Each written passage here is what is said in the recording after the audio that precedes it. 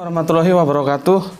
Ketemu lagi, kita lanjutkan lagi belajar dan belajar, diskusi dan diskusi. Aku ada kenalan, dia alumni Inggris, Cambridge University. Itu di perjalanan waktu dia naik kereta api itu ada yang tanya teman seperjalanannya dia itu, tentu dalam bahasa Inggris ya, karena dia ambil doktor di sana.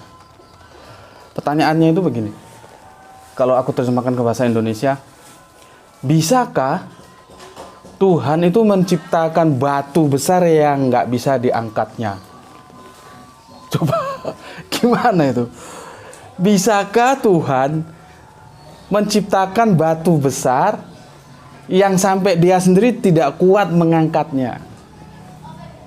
Terus tahun 90 ke bawah, tahun 80-an ketika aku masih jadi anak kampus ya. Gini-gini dulu kan anak kampus. Itu temanku namanya Andi Muhammad Arifin Iskandar gitu, dari Ujung Pandang. Kami dulu nyebutnya Ujung Pandang, sekarang Makassar ya. Itu teman akrab gitu. Ketika kami biasalah ngobrol-ngobrol bareng gitu kan, sama-sama di kos-kosan. Dia juga tanya, bisakah Tuhan itu menciptakan batu besar yang tidak bisa diangkatnya? Aku bingung juga gitu. Karena pertanyaan ini saling mengunci. Allah itu maha bisa. Artinya dia harus bisa. Tapi bagaimana kalau Allah tidak kuat mengangkatnya? Berarti Allah tidak maha kuasa. Kan serba sulit gitu. Jawabnya gimana gitu. Terus tidak lama kemudian, sudah tahun 2000-an, sekitar 10 tahun yang lalu, aku sama Bu Yuli. Bu Yuli itu ketua jurusan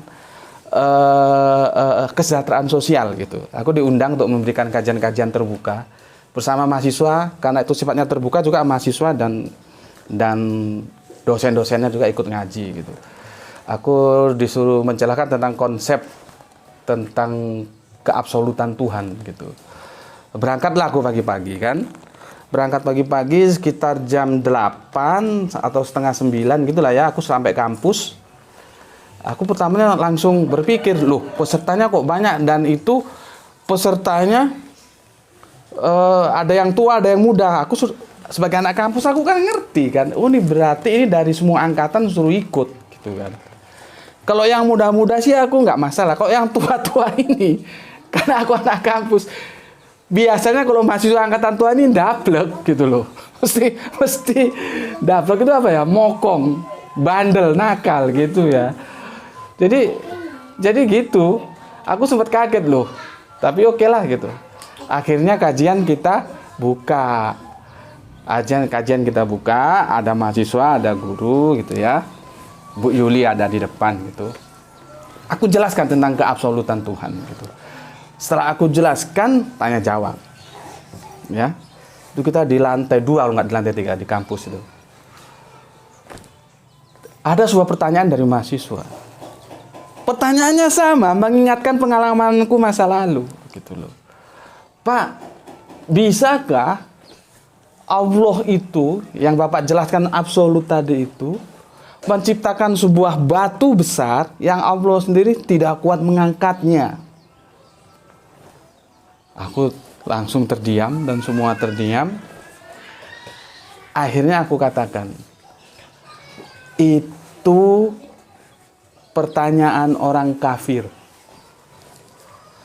Setelah aku jawab gitu, mahasiswanya ngamuk. Ini mahasiswa, mungkin mahasiswa zaman Jepang ini. Karena itu angkatan zaman Jepang sampai angkatan kemerdekaan itu jadi satu. Yang nggak lulus-lulus itu jadi satu. Gitu loh, jadi satu. Jadi aduh ya harus maklum gitu loh. Akhirnya dia marah gitu. Setelah dia marah, aku dekati lagi gitu. Jadi begitu ya. Ketika orang berkendaraan cepat, itu jangan langsung kamu rem, dia pasti jungkel. Cepat, kamu potong rem, dia pasti jungkel. Begitu juga ketika orang lagi marah, biarin saja. Nanti setelah dia dingin baru dijelaskan, gitu ya. Begitu juga setelah dia marah, gini-gini, Pak, aku ini gini-gini, dia menjelaskan dirinya. Namanya aja dia jelaskan. Nama saya aja itu, dia nggak nama, kalau aku kan panggilannya Gus Beti, Koco gitu kan. Kalau dia nggak nama Arab gitu loh. Jadi dia ingin menunjukkan bahwa nama saya ini loh Pak Islam gitu. Dan saya ketua remaja masjid di Jember, dia anak Jember gitu. Dijelaskan gini. Pokoknya dia nggak terima kalau aku bilang ini pertanyaan orang kafir. Setelah dia selesai menjelaskan siapa dirinya, aku dekati. Jadi aku dari depan langsung mendekati ke kursinya dia. Sebelumnya sebetulnya ini mahasiswa ini sudah terpecah jadi dua. Yang satu kelompok mendukung pertanyaan dia, yang kelompok lain ini tidak mendukung pertanyaan dia. Artinya itu jangan ditanyakan begitu loh. Cuman kan aku pada waktu itu sebagai narasumber, bukan dalam kondisi debat gitu ya. Artinya aku harus mengayomi dua kelompok ini kan. Akhirnya aku dekatilah gitu. Mas, makanya kalau ikuti kuliah itu diperhatikan. Aku bilang apa? Ini pertanyaannya orang kafir. Aku kan nggak bilang sampean kafir. Aku ulangi, kamu perhatikan. Ini pertanyaannya orang kafir. Aku nggak bilang kalau kau kafir. Jadi nggak usah terlalu dibawa ke perasaan terus nggak enak marah-marah, enggak. Ini pertanyaan orang kafir gitu. Oke? Asik Mas? Asik Pak. Ya sudah, aku jelaskan ya. Ya, oke. Jadi begini. Sesuatu terjadi itu karena dua sebab. Mau dan mampu. Kalau hanya mau, itu tidak bisa terjadi. Kalau hanya mampu, juga tidak bisa terjadi. Contohnya, aku mau naik haji, tapi aku tidak mampu. Orang rumah aja ngontrak, bagaimana mau naik haji? Kan tidak bisa. Begitu juga, aku mampu naik haji, uang banyak, badan sehat, mampu. Tapi aku tidak mau. Ya tidak bisa juga naik haji, nggak kejadian gitu loh.